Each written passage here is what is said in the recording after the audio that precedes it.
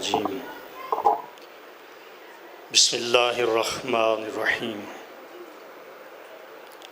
الحمد للہ رب العالمین الصلاة والسلام علی اشرف الانبیاء والمرسلین وسیدنا و نبینا ابی القاسم محمد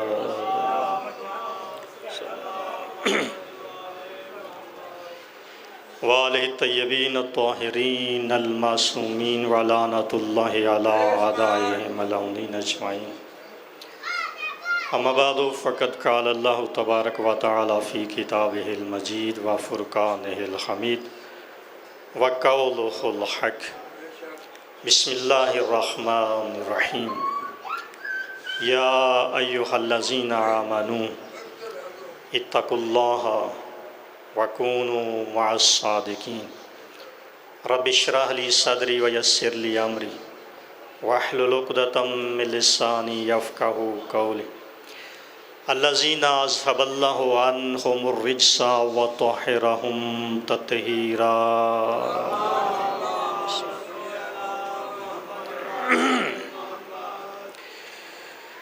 مجلس کی قبولیت کے لیے بآواز بلند صلوات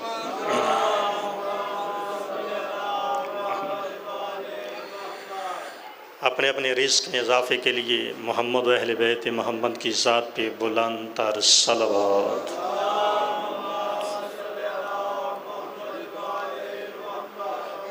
امام زمان علیہ السلام کی ظہور میں تعجیل کے لیے بآواز بلند صلوات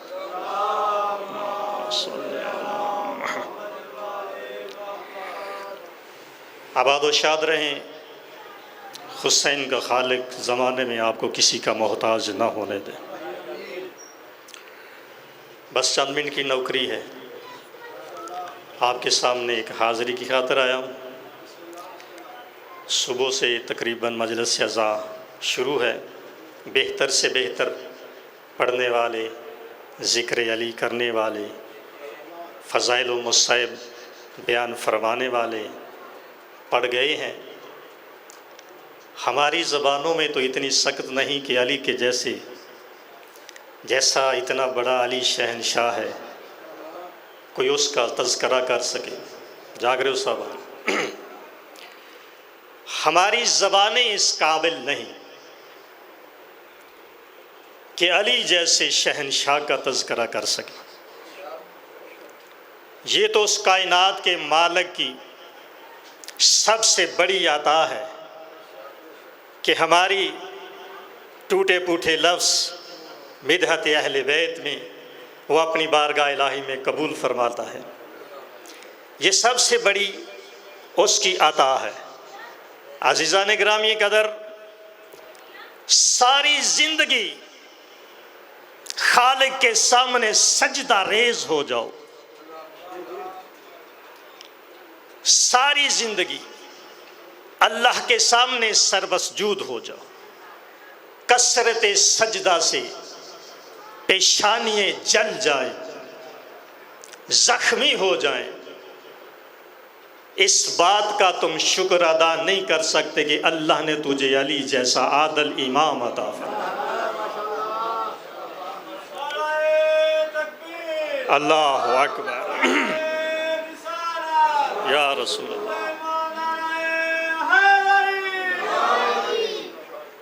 اس کے علاوہ اللہ کے پاس اتنا بڑا خزانہ نہیں ہے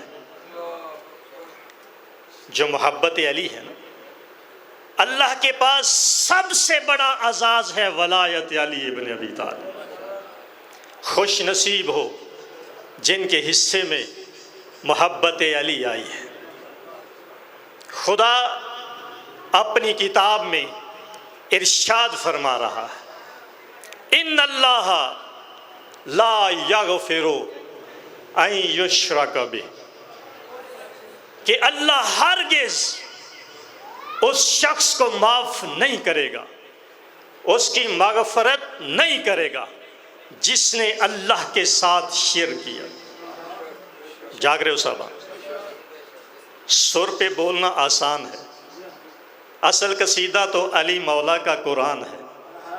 جاگ رہے ہو صاحب؟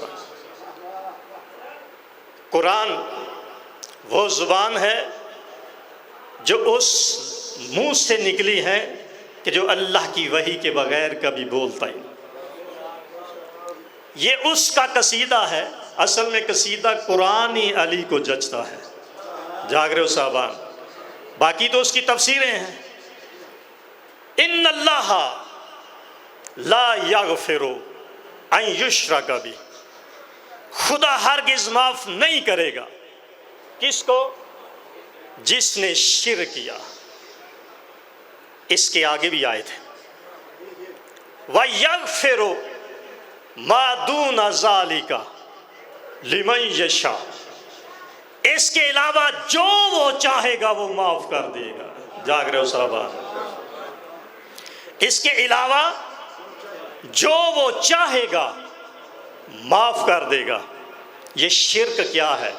کبھی اس پہ توجہ کرو. سب سے بڑا مقصد اس دنیا میں آنے کا اللہ کی توحید کو شرک سے پاک کرنا ہے. جاگ رہے ہو صاحب؟ شرک کیا ہے ہمیں تو اتنا اندازہ نہیں. پھر اس سے پوچھے نا جو اصل میں اس آیت کی تفسیر کا صاحب ہے. جاگ رہے ہو صاحبان؟ اس کی زبانی جسے اپنے ہی نہیں کافر بھی صادق مانتے ہیں. جاگ رہے ہو صاحبان؟ جسے اپنے ہی نہیں کافر بھی صادق مانتے ہیں. صادق آل محمد سے پوچھا مولا ادنا سا ادنا شرک کیا ہے؟ جاگ رہے ہو صاحبان؟ ادنا سا ادنا شرک کیا ہے؟ میرے مولا فرماتے ہیں ادنا سا ادنا شرک یہ ہے کہ دین میں کوئی اپنی طرف سے کوئی چیز ڈال دے. جاگ رہے ہو صاحبان؟ دین میں کوئی اپنی طرف سے کوئی چیز ڈال دے، پھر لوگوں سے، یاد رکھنا اس لفظ کو، اس لفظ پہ ساری مجلس ہو جائے گی. پھر اپنی طرف سے کوئی چیز دین میں ڈال دے اور پھر لوگوں سے اس بات پہ خوش بھی ہو اور جھگڑا بھی کرے. جاگ رہے ہو سبحان؟ یعنی کہ جو اس کی بات پہ ایگری ہو جائے گا وہ اس کو دوست رکھے گا، جو اس کی مخالفت کرے گا اس سے جھگڑا کرے گا. میں نہیں کہہ رہا، اللہ کی قسم وہ کہہ رہا ہے جس نے قرآن کو آتے ہوئے دیکھا ہے. جاگ رہے ہو صاحب؟ جس نے قرآن کو پرکھا ہے، جو صاحب تفسیر ہے، جو کما حق آیات کے معنی سے واقف ہے، اس نے کہا خبردار اس ادنا سے شرک سے بچ کے رہنا. جو بھی اپنی طرف سے، کیونکہ یہ اللہ نے کسی نبی کو یہ معاف نہیں کیا کہ اپنی طرف سے دین میں کوئی چیز داخل کرے اور پھر اس پہ لوگوں سے دوستی اور دشمنی کرے. امام سمجھا رہے ہیں. اسی امام سے پھر پوچھا اے مولا کہ اللہ نے جو یہ اس آیت میں یہ فرمایا ہے کہ لا یغفر ان یشرک بہ، وہ شرک تو معاف نہیں کرے گا. عزیزان گرامی قدر توجہ میری طرف رہیں. پھر بھی اللہ نے جو یہ کہا ہے وَيَغْفِرُ ما دون ذالک، اس کے علاوہ، شرک کے علاوہ جو بھی ہوگا وہ اللہ تجھے معاف کرے گا. کیا اس میں گناہان کبیرہ بھی شامل ہے؟ جاگ رہے ہو صاحب؟ توجہ سے سنا ذرا. کیا اس میں گناہان کبیرہ بھی شامل ہیں؟ اب مولا مسکرائے. اللہ مولا کہتے ہیں تجھے اللہ کے قادر ہونے پہ کوئی شک ہے؟ جاگ رہے ہو صاحب؟ تجھے اللہ کے قادر ہونے پہ کوئی شک ہے؟ وہ کہتا ہے نہیں مولا. پھر مولا کہتے ہیں یہ اللہ کا استحقاق ہے، یہ اللہ کی قدرت ہے. وہ اس بڑے سے بڑے مجرم کو چاہے تو معاف کر دیتا ہے. وہ بڑے سے بڑے مجرم کو چاہے تو معاف کر دیتا ہے. اسی کتاب میں اب امیر المومنین نے اسی تفسیر کو آگے بڑھاتے ہوئے کہا میں نے اللہ کے اور اپنے حبیب رسول خدا سے اس کی تفسیر کرتے ہوئے سنا ہے. اللہ کے رسول فرماتے ہیں اگر کوئی بندہ مومن اس دنیا سے چلا جائے یہاں تک کہ کل عرض کے گناہ اس کے ذمہ ہو. جاگ رہے ہو صاحبان؟ کل عرض کے گناہ اس کے ذمے ہوں، اور اس حالت میں چلا جائے کہ اس نے شرک نہیں کیا، اللہ اس کی موت کو تمام گناہوں کا کفارہ بنا دے گا۔ جاگ رہے ہو صاحبان؟ یا علی یا علی، خدا آپ کو زندہ و سلامت رکھے۔ خدا اس کی موت کو تمام گناہوں کا کفارہ بنا دے گا۔ اب امیر المومنین کہتے ہیں، اس کے آگے رسول فرما رہے ہیں، اے لوگو کہ جس نے اس دل سے کہا نا لا الہ الا اللہ، پھر اس پہ قائم رہا۔ جاگ رہے ہو صاحبان؟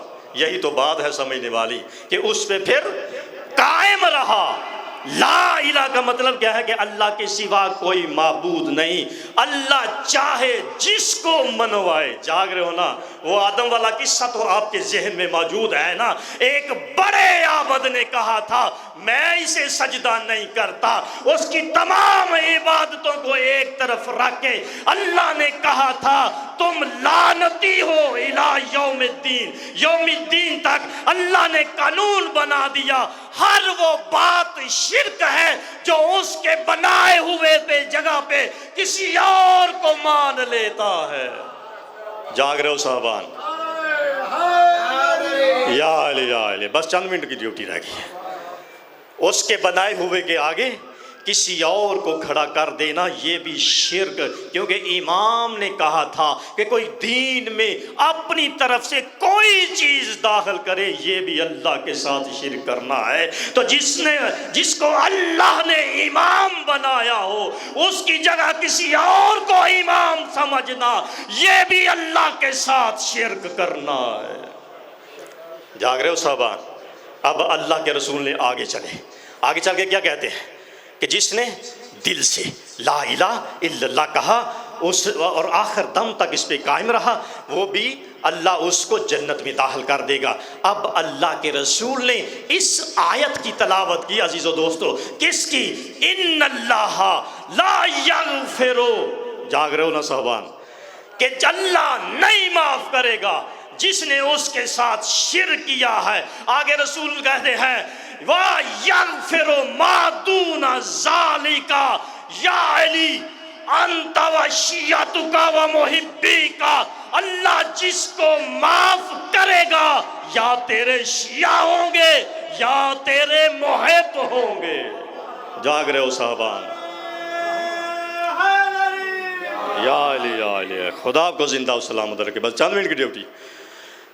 ما دون ذالک، اس کے علاوہ جو بھی رسول کہہ رہے ہیں جس مشرک کے علاوہ، شرک کرنے کے علاوہ اللہ جسے معاف کرے گا یا علی محبی کا وشیعتی کا، یا تیرا محب ہوگا یا تیرا شیعہ ہوگا۔ اب علی اللہ کے رسول کی طرف دیکھ کے کہتے ہیں یا رسول اللہ واقعی اللہ کا یہ ارادہ ہے۔ جاگ رہے ہو صاحبان؟